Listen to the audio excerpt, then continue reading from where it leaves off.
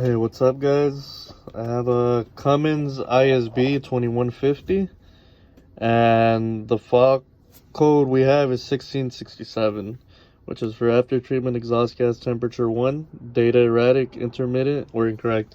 So pretty much what this problem had was it had an injector that was misfiring. I'll post a video.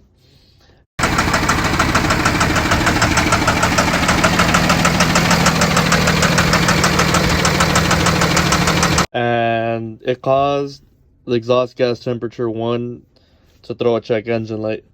And pretty much what I did to clear this check engine light was just turn the truck on, like I'm doing. You turn the truck on, and I went to data monitor logger.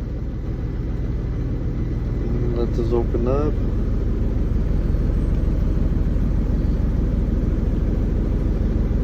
And what I did was on the after treatment DOC intake temperature, you just gotta floor it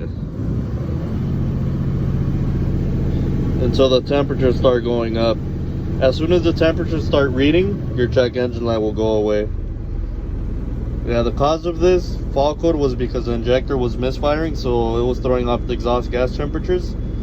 After replacing the injector, I had the check engine light went away for the injector, and I was left active with this fault code right here.